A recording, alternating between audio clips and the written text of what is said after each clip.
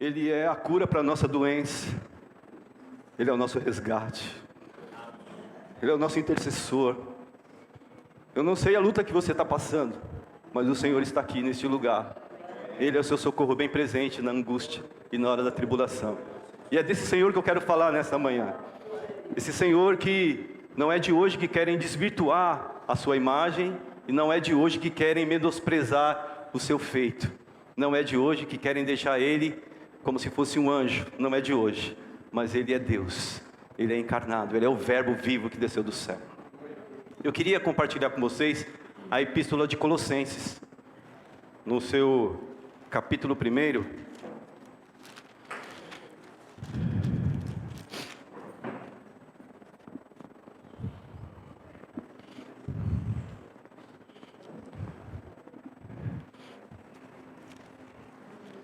Irmãos, vocês que estão aí em casa, vocês que estão aí na sua residência, no conforto do seu lar, nós estamos reunidos aqui na comuna presencial, mas eu sei que você está aí também no seu lar, né, ouvindo, participando deste culto no seu lar. Muitas vezes você precisa de uma palavra, você está no hospital, na cama, adoentado. Saiba que o Senhor Ele está com você em todas e qualquer circunstâncias. O Senhor está aí no seu lar. Reserve um momento agora no seu lar para ouvir a palavra de Deus, porque a palavra de Deus é quem nos santifica, ela é a verdade. A palavra de Deus é quem nos tira o encardido. É a palavra de Deus que vai nos purificando e vai nos lavando. Se nós distanciarmos da palavra, nós ficamos automaticamente encardidos e começamos a ficar desfigurados. Mas a palavra ela vai penetrando e vai nos lavando e vai nos limpando, vai nos moldando e nos conformando à imagem de Cristo Jesus. Amém, irmãos? Então vamos lá. Primeira epístola, a epístola de Colossenses, primeiro capítulo, diz assim, a partir do verso 1.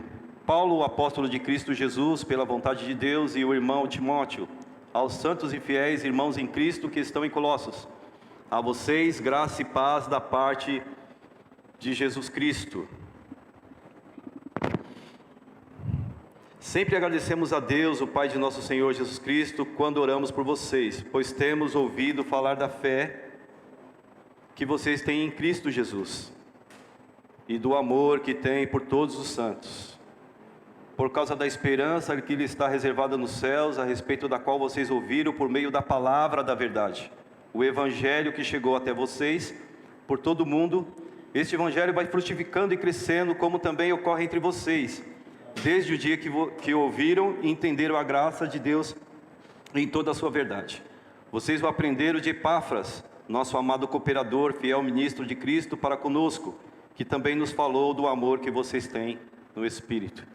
Por esta razão, desde o dia em que ouvimos, não deixamos de orar por vocês e de pedir que sejam cheios do pleno conhecimento da vontade de Deus, com toda a sabedoria e entendimento espiritual.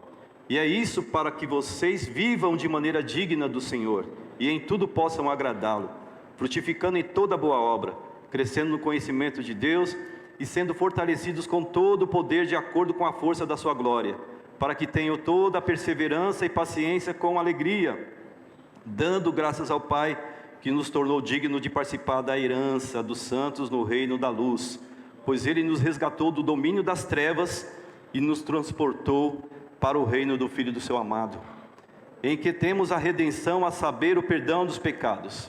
Ele é a imagem do Deus invisível, o primogênito de toda a criação. E pois nele foram criadas todas as coisas nos céus e na terra, as visíveis e as invisíveis, sejam tronos ou soberanias, poderes ou autoridades.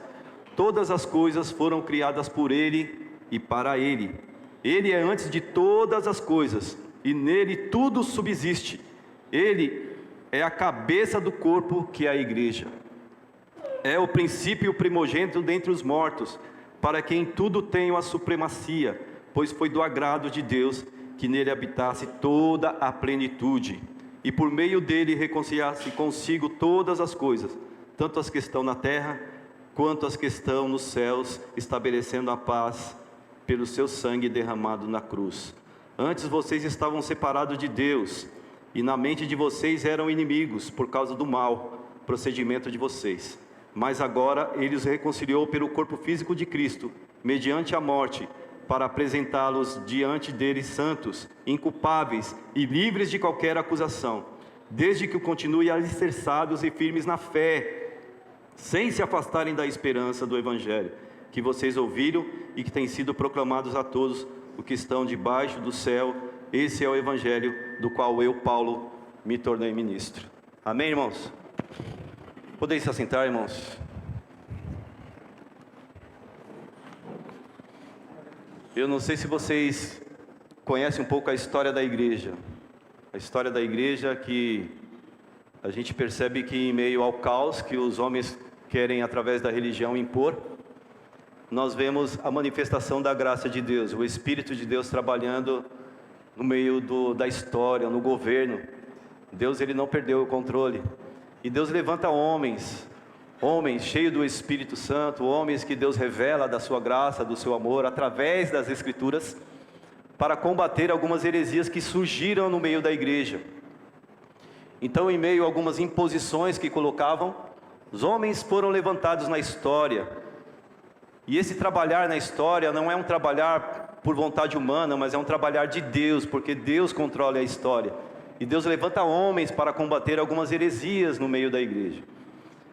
E assim foi também no primeiro século, quando na igreja de Colossos, Epáfras, que era um conservo de Paulo, que estava ali, era um discípulo de Paulo, ele foi visitar Paulo na prisão.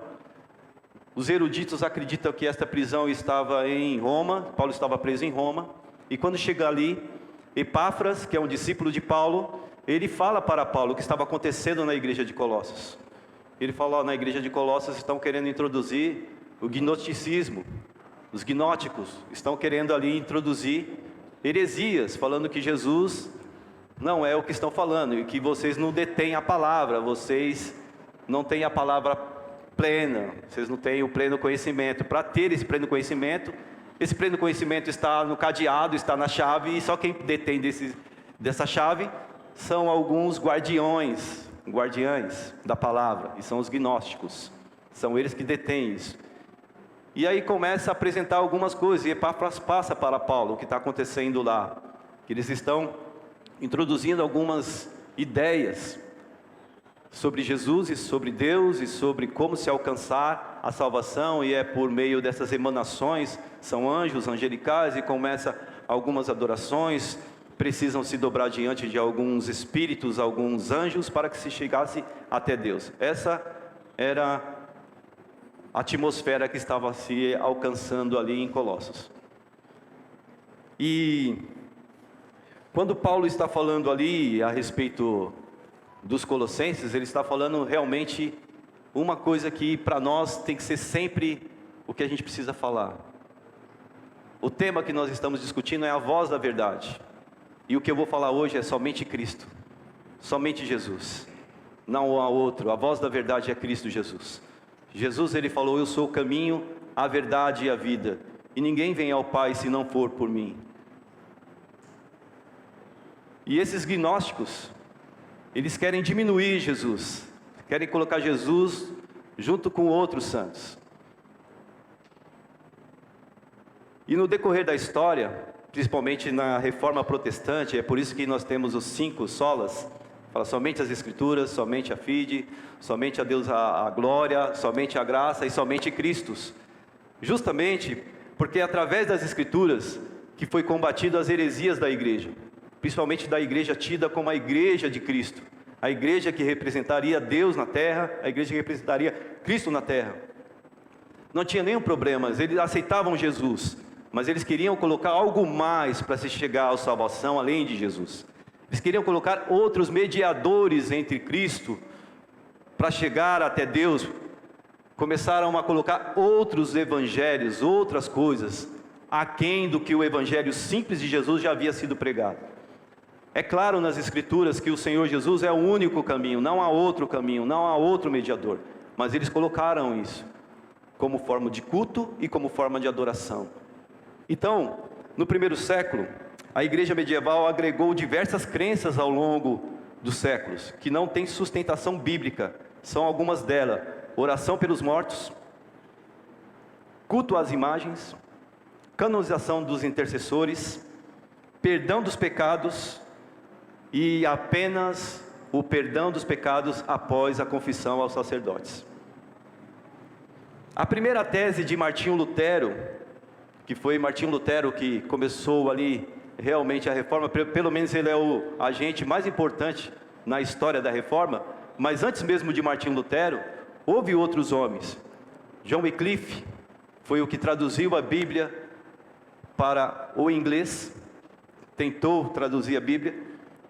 E John Wycliffe, irmão, interessante que hoje, se John Wycliffe estivesse no nosso meio hoje, ele ia ser chamado de fanático, ele ia ser chamado de abilolado, mal educado, grosseiro, ele ia ser chamado de vários adjetivos, né? E John Wycliffe, ele não pegava leve não. John Wycliffe, ele fala o seguinte: olha o que ele chamava o sacerdote: ladrões, raposas malignas, glutões, demônios. O Papa é vigário principal do demônio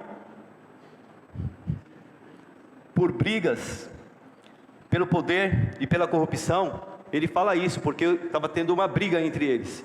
E John Wycliffe, ele não pega leve não. John Wycliffe, ele não foi queimado vivo, mas o pessoal ficou com tanta raiva de John Wycliffe que depois que ele morreu, foram lá buscar os ossos dele e queimaram os ossos. Será que os irmãos, será que ele foi bem quisto? Será que ele foi bem aceito? Não, ele não foi bem aceito. Justamente porque ele falava isso, ele falava a verdade. Ele falou: olha, você, Papa, ele falava assim, ó: Cristo é a verdade, o Papa é o principal da mentira. É o princípio da mentira. Ó, Cristo é a verdade, o Papa é o princípio da mentira. Cristo viveu na pobreza, o Papa trabalha em troca de magnificência mundana. Cristo recusou domínio temporal, o Papa o procura. Parece que a gente está vendo alguma cena também no nosso meio, né? Esses tempos agora, né? Cristo procurou a pobreza, mas alguns procuram fazendas, conta bancária astronômica. Então a gente começa a perceber que não é de hoje. A roupagem só é uma roupagem nova.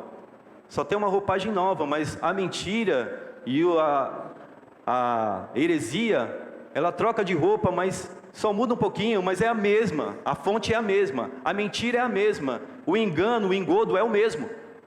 Por isso que Jesus Cristo, é interessante que Jesus Cristo, quando ele encontra os seus discípulos no caminho de Emaús, ele começa a falar dele mesmo, e os discípulos não reconhecem quem é Jesus, mas quando ele começa a falar dele mesmo, ele começa a falar das Escrituras, ele começa a falar desde Moisés até os profetas. Isso está em Lucas capítulo 24, versículo 27, ele começa a decorrer dele mesmo e fala: olha, porque falou de mim, a respeito, eu não falaram dele, a respeito da palavra, olha, desde Moisés até os profetas, era de mim que estava falando. E eles não conseguiram entender até aquele momento, mas eles conseguiram entender quando o Senhor partiu o pão.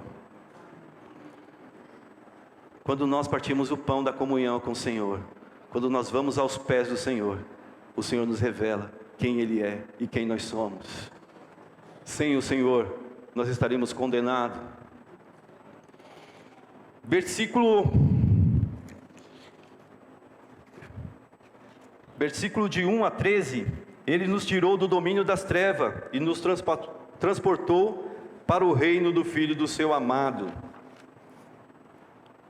Paulo trata da igreja, da heresia, da igreja não, irmãos, me perdoe, viu? Eu estou nervoso, eu até falei para os irmãos aí: prepara um desfibrilador aí, uma maca, qualquer coisa, se eu desmaiar, os irmãos já saem correndo comigo daqui, né, e me socorre. Aí eu falei para os irmãos ali: por favor, irmão, deixa já o desfibrilador pronto aí, se der uma coisa, vocês me...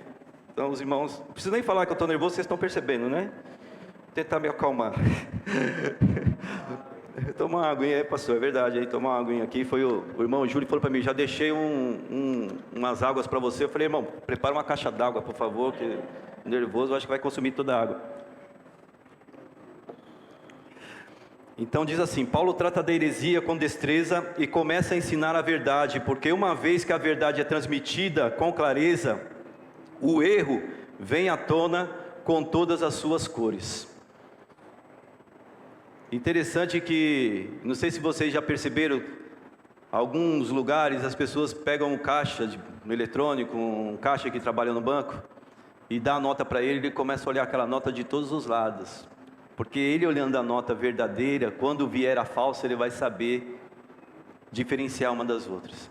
O que Paulo está falando aqui é justamente isso, que a verdade que foi pregada, as Escrituras é a verdade, as Escrituras é a palavra de Deus. Jesus falou, santifica-os na verdade, né, irmão Ailton? Eu ouvi seus. Santifica-os na verdade, a verdade é a tua palavra, Jesus é a palavra. E aí o erro vem com clareza para nós, quando nós temos as Escrituras como base, como regra de fé e prática, quando nós olhamos para as Escrituras, nós olhamos e conseguimos identificar o mal, conseguimos identificar o erro, conseguimos identificar que não casa, não bate, não está alinhado com o que está nas Escrituras. E a gente percebe a diferença através das Escrituras. E quando ele fala que o Senhor Jesus, ele morreu pelos nossos pecados, ele está falando justamente isso, que eu e você, por mais que nós nos esforçamos, já foi falado isso aqui várias vezes, já foi pontuado isso aqui várias vezes, mas é bom reafirmar mais uma vez. O pastor Moisés, uma vez, ele deu uma ilustração aqui da areia movediça. Eu vi isso muito em filme, né? Alguns filmes eu já vi isso. O camarada não sai, quanto mais ele se debate, mais ele vai se afundando, e se alguém não jogar a corda através de um ponto de resistência, uma árvore, um galho, alguma coisa, não consegue tirar também. E assim é o homem sem Jesus. Assim é um homem que não consegue se salvar a si mesmo, não pelos seus méritos. Não adianta chegar diante dele e falar, olha, eu nasci no berço evangélico. Queria até entender o que é esse berço evangélico, né? Porque eu conheço berço de madeira, berço de várias coisas, mas evangélico, eu nasci no berço evangélico. Eu não tive problema de moral, eu não fiz nada de errado, eu nunca belisquei o meu irmão, eu nunca roubei uma balinha dele antes, eu nunca abri a geladeira e tomei um Danone dele, que eu sabia que era dele, mas eu tomei o Danone dele lá na geladeira. Eu nunca fiz isso. Então eu mereço o céu, mas o meu irmão sim, o meu irmão merece o inferno, porque ele roubava o meu Danone, porque ele chupava a minha bala, porque ele me beliscou, porque ele me puxou o cabelo. E a gente tem esse pensamento, que nós precisamos fazer alguma coisa para alcançar a salvação. Eu estou dando um exemplo simples, mas isso às vezes a gente vai para esse momento de religiosidade em nós mesmos. Nós achamos que precisamos fazer alguma coisa além do que Jesus já fez, para que nós chegamos e agradamos a Deus pelos nossos méritos, pelos nossos esforços. E a salvação não vem pelos nossos méritos, pelos nossos esforços. A salvação vem por quê? Por graça, por misericórdia. Deus olhou para nós e falou assim, olha, eu tenho misericórdia de ti, vou me revelar a ti. E essa revelação não partiu do homem, partiu dele mesmo. Isaías fala isso, fala que o próprio braço do Senhor, que Ele foi até nós, Ele foi ao nosso encontro, Ele se revelou a nós, Ele foi nos buscar. Por isso que a gente às vezes não entende como que está tão claro, a palavra é pregada para nós, está tão claro para nós, mas tem muita gente que ainda não entende o que nós estamos falando. A pregação para muitas pessoas é loucura, para os que se perdem, mas para nós está mais claro do que nunca. Nós sabemos que esse Senhor, Ele criou todas as coisas, que Ele se deu por nós, mas porque para outras pessoas isso não é assim, não resplandece desta forma? Porque é o Espírito quem convence o homem do pecado, da justiça e do juízo, isso é de Deus. Então, meus irmãos, se vocês receberam a Cristo Jesus, foi porque Ele se revelou a você, Ele foi até você, Ele foi até a mim, Ele foi até você, e Ele mostrou que Ele pagou um preço, que Ele pegou a cédula que era proposta para você e cravou naquela cruz. Ele pegou os seus pecados e cravou naquela cruz. Você era para estar lá, eu era para estar lá, mas o Senhor foi lá e tomou o meu e o seu lugar. Ele cravou a nossa dívida naquela cruz. Nós tínhamos uma dívida impagável, nós não conseguiríamos pagar de jeito nenhum, mesmo que nós dessemos o nosso corpo para ser sacrificado, nós não pagaríamos essa dívida. Mas Ele foi lá e cravou a minha e a sua dívida naquela cruz. E por isso que nós falamos, somente Cristo, somente a Ele a glória, somente ao Senhor o louvor, a adoração. É por isso que João, quando vê Jesus vindo, ele fala: é aí, eis o Cordeiro de Deus que tira o pecado do mundo. Esse é o Cordeiro de Deus, o qual eu não sou digno de desatar as sandálias dos seus pés. E lá mais para frente, João, ele pergunta para os seus discípulos, vai lá e pergunta para ele. João estava preso para ser decapitado, e ele pega os seus discípulos e fala, pergunta para ele se ele é o Messias mesmo, ou nós esperamos outro. E qual foi a resposta de Jesus? Fala para João que os cegos veem. Sabe por quê? O cego de nascença só pode ver, porque o Senhor que fez os olhos pode trazer o novo cego a ver de novo. Então ele está falando, fala para João, que eu sou aquele a quem todo Israel esperava, e eu vim para todos, para que todos sejam salvos por meu meio.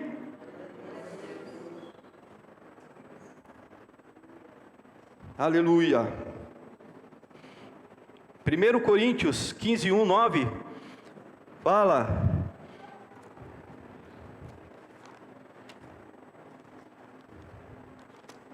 Primeiro Coríntios capítulo 15, 1 a 9.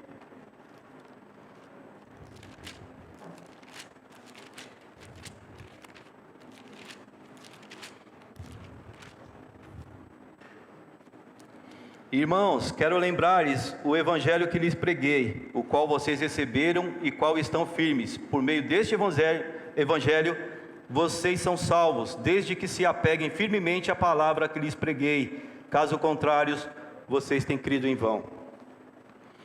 Pois o que primeiramente lhe transmiti foi o que recebi, que Cristo morreu pelos nossos pecados, segundo as Escrituras, foi sepultado e ressuscitou no terceiro dia, segundo as Escrituras. Você vê, irmão, que é segundo as Escrituras. É segundo as Escrituras. O que queriam colocar era uma coisa fora das Escrituras. Então é isso que acontece com a maioria das religiões. Uma religião é por graça. Uma religião é por graça. A outra religião é por mérito, alguma coisa a mais. Precisa feita alguma coisa a mais. Todas elas, pode olhar.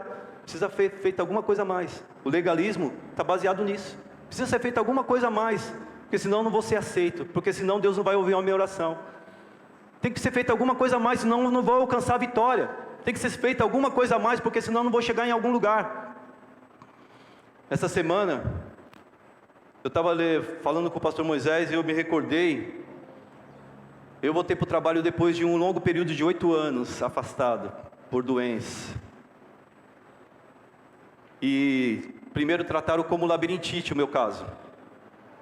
E aí eu perdi convênio, perdi tudo, né? A empresa cortou tudo, convênio, cortou tudo. E eu falei, meu Deus, e agora? Estou sem convênio, como é que eu vou fazer? E eu fui para o SUS. Eu falei, misericórdia, logo o SUS, Senhor, e agora, né? Como vai ser? E foi lá no SUS que Deus preparou uma médica para falar, vamos fazer a ressonância do seu pescoço.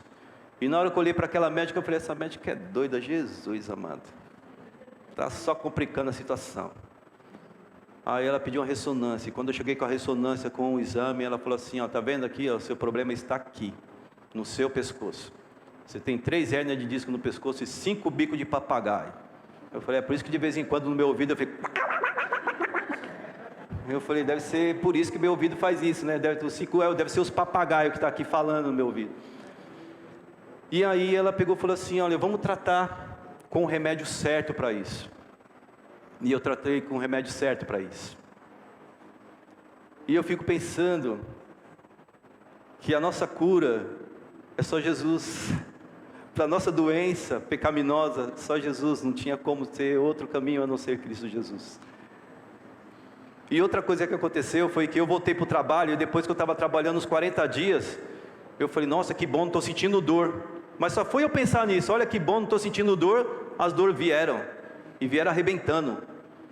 E eu comecei a dirigir o ônibus e eu ficava assim, eu gemia ali, de dor, dirigindo e gemendo, eu falei, Senhor, eu não vou aguentar. E aquilo foi me perturbando, eu tomei 4 injeções, tomei um monte de remédio e nada resolvia. E eu falei, nossa, eu vou ter que voltar para o INSS. E para mim, eu tive a direção, que era para voltar para o trabalho. E eu tive esse sentimento da parte de Deus que era para voltar para o trabalho. Mas ali eu entrei em confusão. Eu falei, Senhor, ou era para me voltar, ou eu fiz errado, ou eu pensei errado, ou eu acho que o erro está em mim mesmo, porque no Senhor não está o erro está em mim. Então eu acho que eu devo ter me precipitado.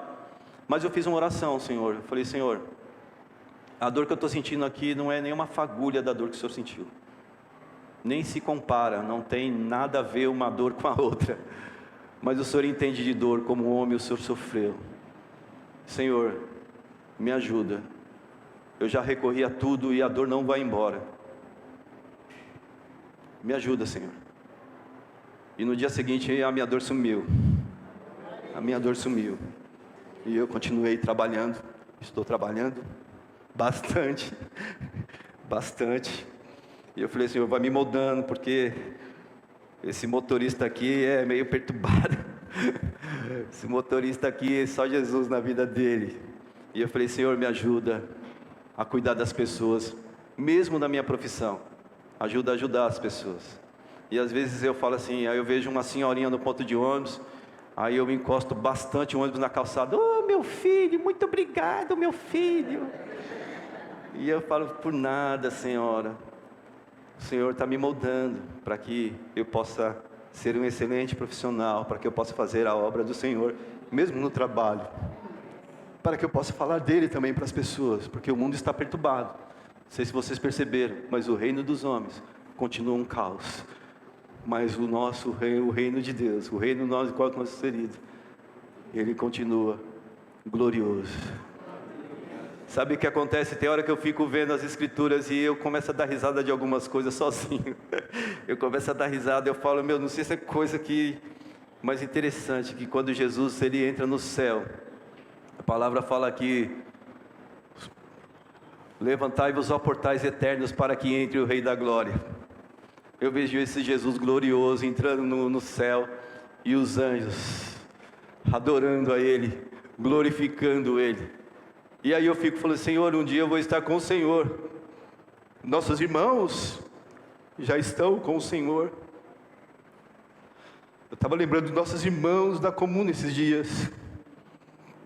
O Marrom, Samuel, a irmã Francisca e outros irmãos. Os nossos irmãos deram bom testemunho, falaram de Jesus, serviram a igreja de Cristo Jesus. É uma honra estar aqui, servindo a igreja de Cristo Jesus. Talvez eu estava até falando, pastor, tem pessoas bem mais capacitadas para pregar a palavra de Deus no púlpito, pastor. Mesmo que eu entenda que eu não é esse meu ministério de pregar a palavra, eu quero servir ao Senhor e servir a sua igreja de alguma forma. Você entende, irmão, que você faz parte desse corpo, com qual o cabeça é Cristo Jesus? Ele é o cabeça. Ele muitas vezes mostra para nós que nós somos membros um dos outros, mas nós que somos arredios.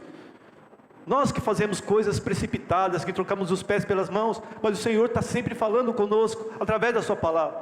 Você é corpo, você é um com seu irmão, cabeça é Cristo. Diminua, como diz João, que ele cresça e eu diminua para servir. O Senhor veio para servir, nós também estamos aqui para servir.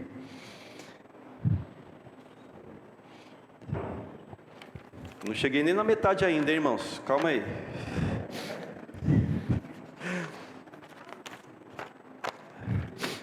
Aqui, por isso que eu não posso chorar. Aqui o apóstolo deixa clara a distinção entre Jesus Cristo e as coisas criadas. Estas vieram a existir num determinado momento, no tempo e no espaço. O Senhor existe desde sempre. O objetivo de Paulo, portanto, é não somente realçar a transcendência de Jesus sobre toda a criação, mas também enfatizar a sua divindade, conceito que ele expande em seguida.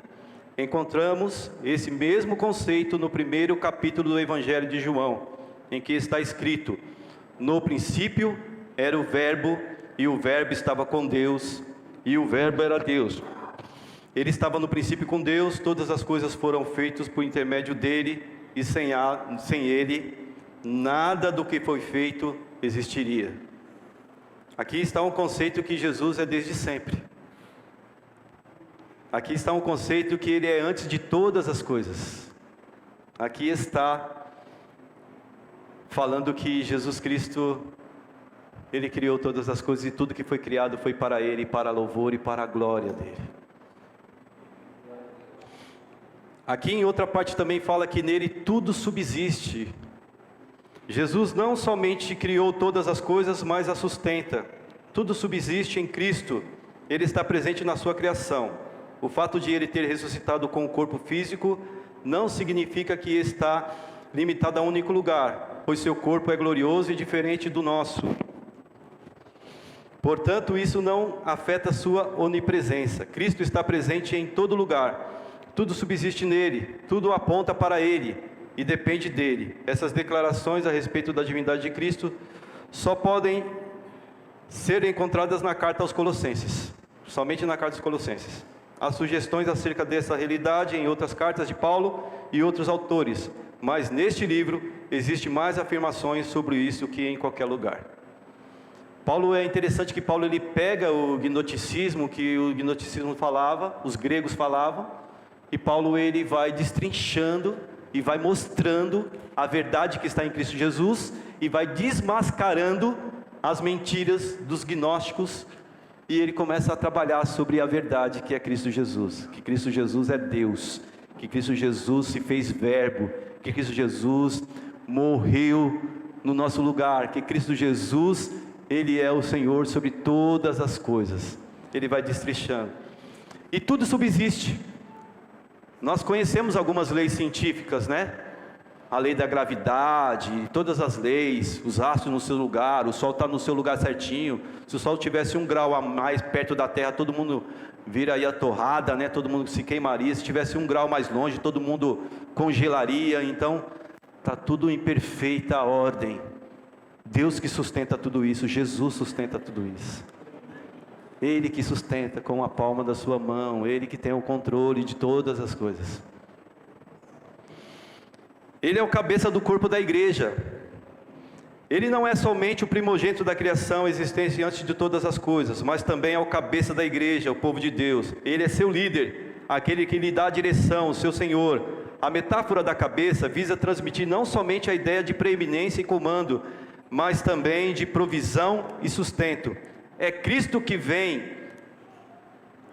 é de Cristo que vem a força e o poder necessários para que seu corpo, a igreja, viva neste mundo em trevas, que está debaixo do poder daqueles seres espirituosos tenebrosos. A metáfora também destaca a união que existe entre Cristo exaltado, Senhor de tudo e de todos, e seu povo, a igreja. Esta relação vital tem sido chamados pelos teólogos de união mística, pelo caráter espiritual.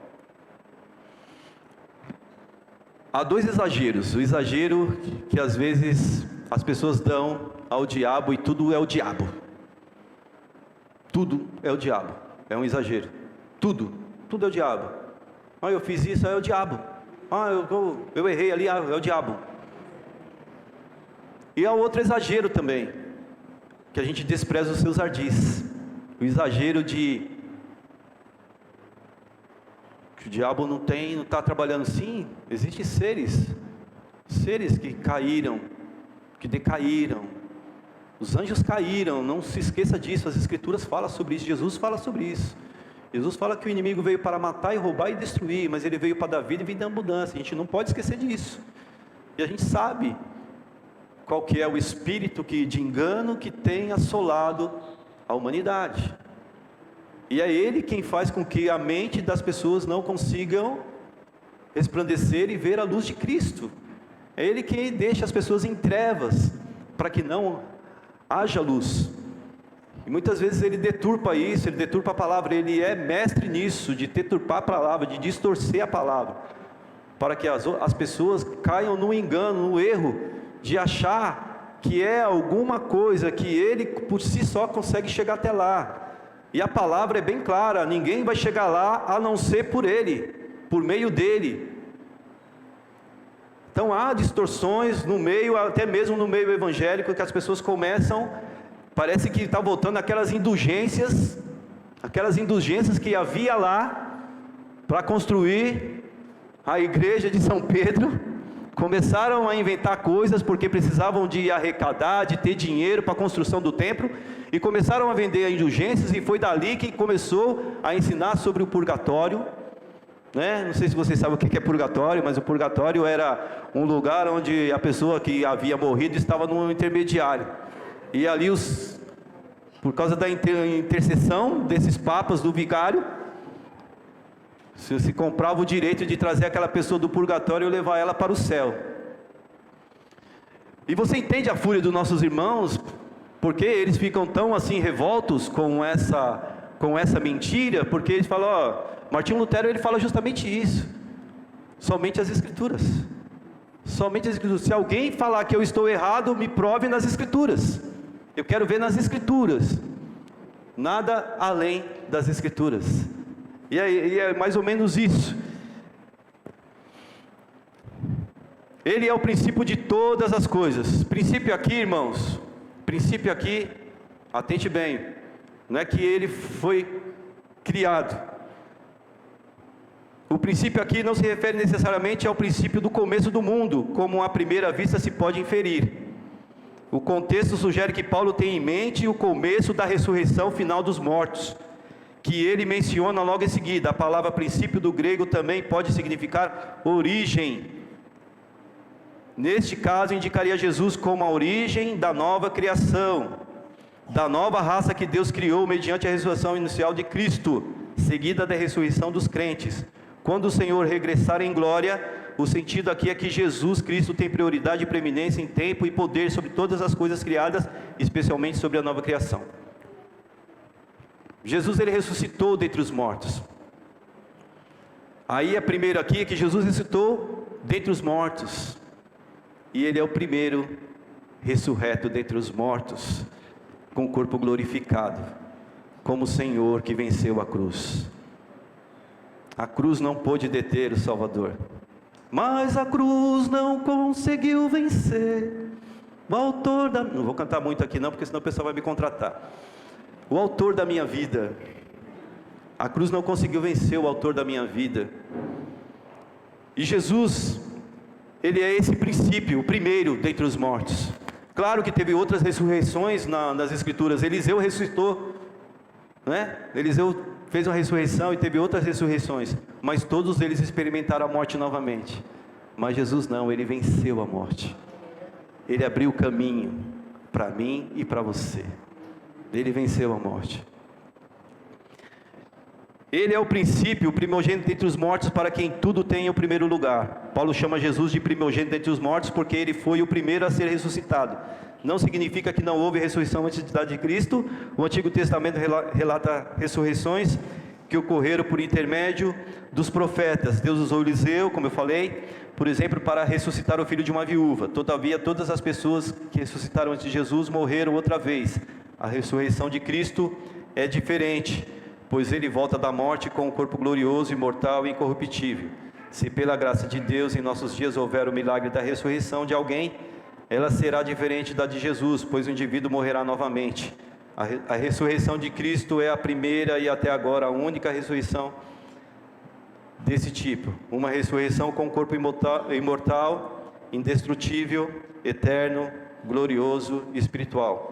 Um corpo com o qual os salvos viverão nos novos céus e na nova terra. Nesse sentido, ele é o nosso irmão mais velho, aquele que veio primeiro, o primogênito da nova raça, que ele inaugurou com sua própria ressurreição. Assim, ele já ressuscitou. Ele é o primeiro, o que significa que outros virão. Ainda há uma ressurreição aguardando os cristãos, que será por ocasião da segunda vinda de Cristo. Quando ele vier, só então esse tipo de ressurreição acontecerá. Os mortos ressuscitarão com os corpos semelhantes ao de Cristo. Não mais poderão morrer.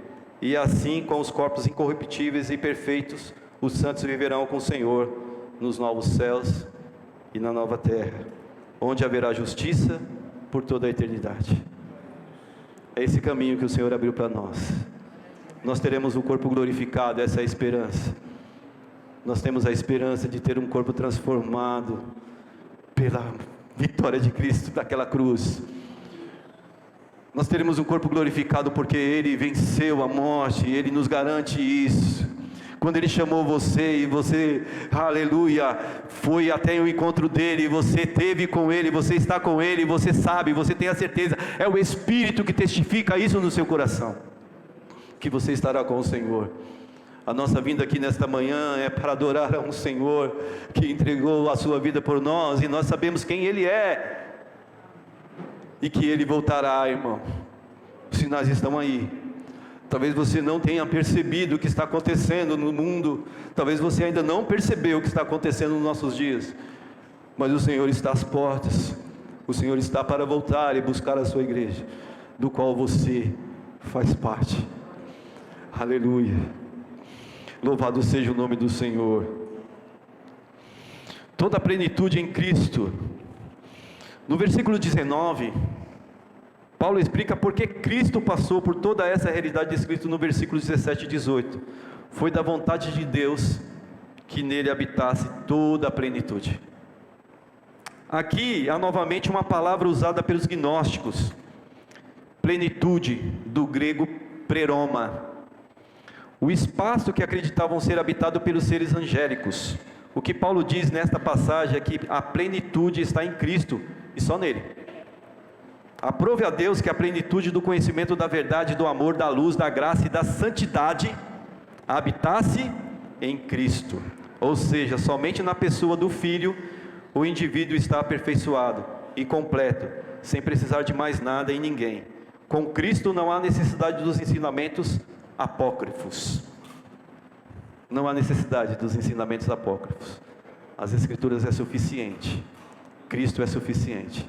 A supremacia de Cristo, a plenitude de Cristo.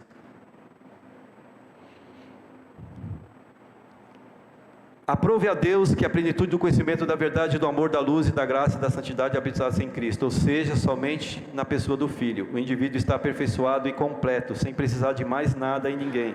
Com Cristo não há necessidade dos ensinamentos apócrifos, da mediação dos poderes espirituais, e nem é preciso qualquer outra coisa que seja exceto Jesus. Tem um jargão que o pessoal está soltando por aí, que é o seguinte: pede para a mãe que o filho atende. E a gente até olha isso e a gente até fala, não vou falar nada porque vai ser inconveniente falar alguma coisa, né? Mas há uma grande heresia nisso, uma tremenda heresia nisso, uma heresia tamanha que a gente não percebe a sutileza que há nisso. Pede para a mãe que o filho atende. Ora, a impressão que dá é que Jesus é filho até na divindade de Maria. Na verdade, Maria foi uma serva de Deus.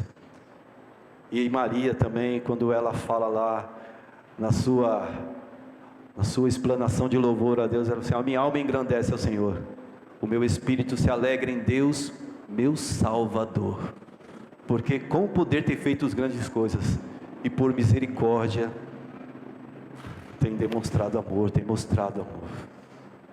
Maria, ela fala isso, a magnificência de Jesus, a supremacia de Jesus.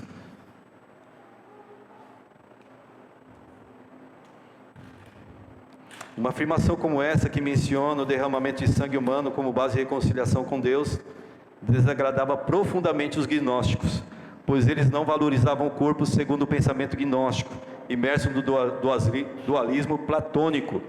Tudo que é material é inferior e indigno de Deus. Mas nessa passagem Paulo diz que Deus se fez a paz e a reconciliação pelo sangue da cruz, isto é, o sangue do Cordeiro, um elemento material, é a base pela qual Deus reconcilia consigo toda a criação, manchada pelo pecado. Embora Paulo não mencione a queda, aquela desobediência inicial de Adão e Eva que acarretou condenação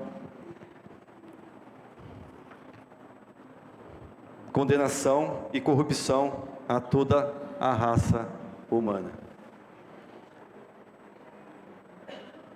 Eu não sei se vocês lembram disso, mas desde o princípio, Deus vinha apontando para um sacrifício, que seria um sacrifício que precisaria ser feito de uma vez por todas. Em Hebreus capítulo 9 fala sobre isso, que Jesus entrou no Santos dos Santos de uma vez por todas. O pecado do homem que consumia ele, bodes, carneiros, ovelhas, animais, não conseguiria sobrepujar, não conseguiria ficar acima, mas o sacrifício de Jesus era necessário. Santo, sem mancha, sem pecado, somente Ele poderia ser aceito por Deus em nosso lugar. O Antigo Testamento apontava para isso. Os homens levavam diante do sumo sacerdote a sua oferta. O sacrifício vicário era um animal.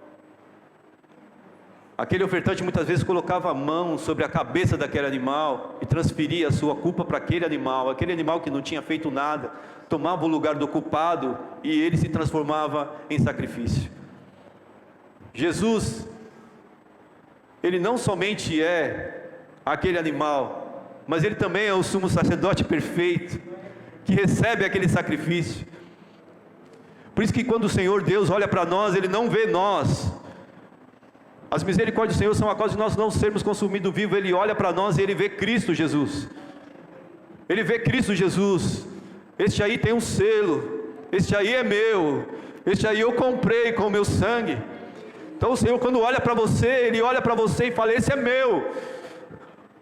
Os discípulos desceram e estavam todos alegres, porque eles expulsavam os demônios. E quando eles voltam, Jesus fala: não estáis somente alegres porque os demônios vos sujeitam, mas estáis alegres porque o nosso nome está escrito no livro da vida.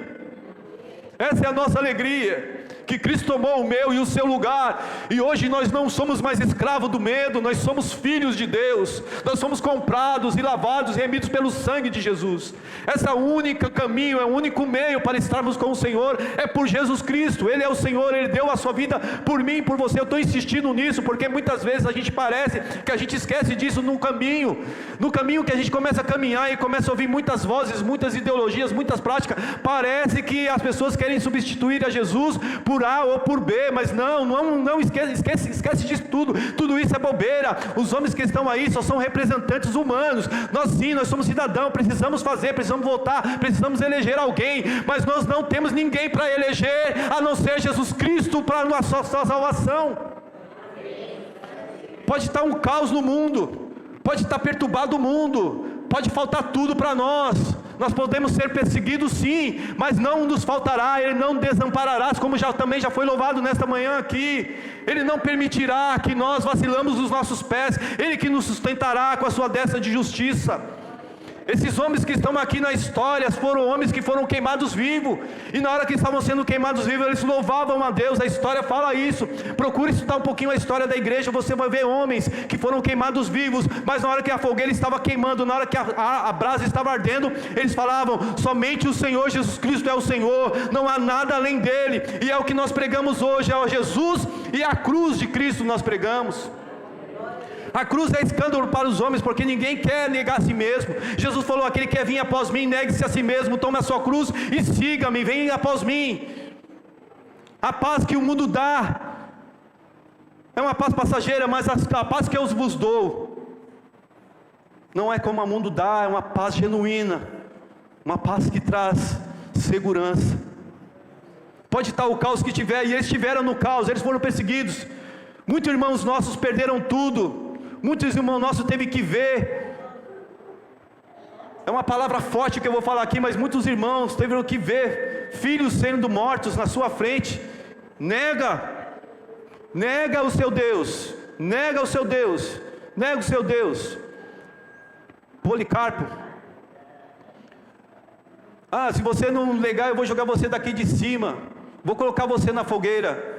Eu sirvo a esse Senhor há tantos anos e Ele nunca me fez nenhum agravo. Oh, meus irmãos, como posso negar a esse Senhor? Mas eu vou te jogar na fogueira. Essa fogueira só arde por um instante, mas a fogueira que arde eternamente, dessa eu tenho medo. E dessa fogueira foi que o Senhor me resgatou. Alguns irmãos viram as suas filhas sendo estupradas.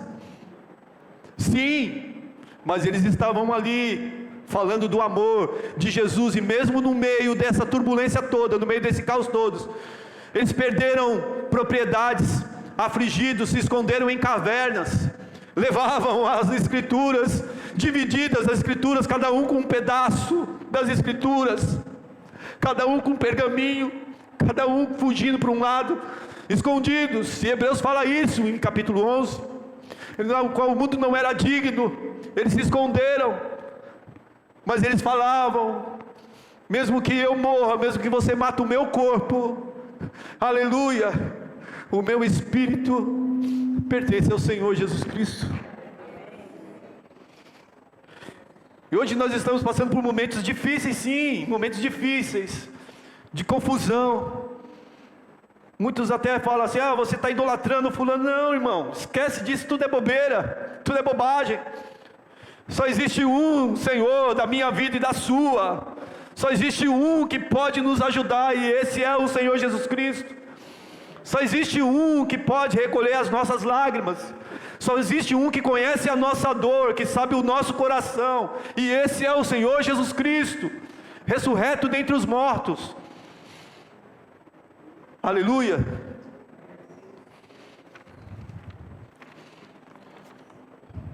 Obrigado por me ouvir, irmão. Obrigado pela oportunidade.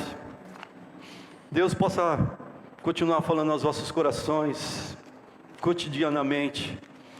Busque ao Senhor. Hoje eu estava orando ao Senhor, e eu falei ao Senhor: Senhor, estudei tanto a sua palavra essa semana, que eu continue assim, Senhor, estudando a tua palavra todos os dias, porque a tua palavra é viva e eficaz. A tua palavra é mais cortante do que espada de dois gumes. A tua palavra, Senhor, a tua palavra é quem nos santifica, Senhor. Estude a palavra, meu irmão, olhe a palavra, seja com os irmãos bereanos, não acredite em tudo que te falem. Paulo falou que os irmãos de Bereia eram mais excelentes do que os irmãos de Tessalônicas. Por quê? Porque eles iam consultar se tudo aquilo que ele falava era do jeito que estava escrito. Seja assim, veja tudo que foi falado, se é realmente assim, segundo as Escrituras. Busque agradar o seu Senhor, em nome de Jesus. Deus abençoe sua vida, irmão. Eu queria só ler aqui, para não ficar apenas disso.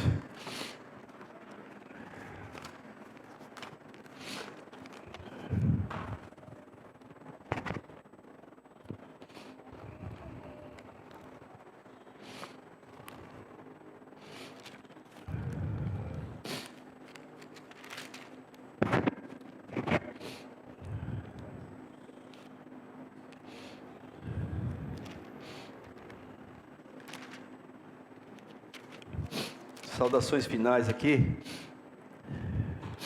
Aleluia. Louvado seja o nome do Senhor.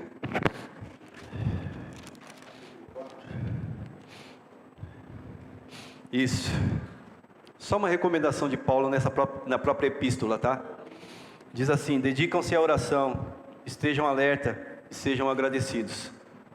Capítulo 4, versículo 2, tá bom? Só uma recomendação de Paulo nas Escrituras, e é importante para nós nos dias de hoje. Dedicam-se à oração, estejam atentos e sejam agradecidos.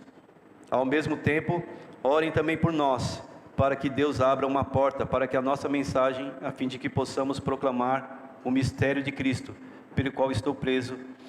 Orem para que eu possa manifestá-lo abertamente, como me cumpre fazê-lo. Sejam sábios no procedimento para com os de fora. Aproveitem ao máximo todas as oportunidades. O seu falar seja sempre agradável e temperado com sal, para que saibam como responder a cada um. Essa é uma recomendação para nós. Louvado seja o nome do Senhor. Amém, irmãos? Esse pedido de oração.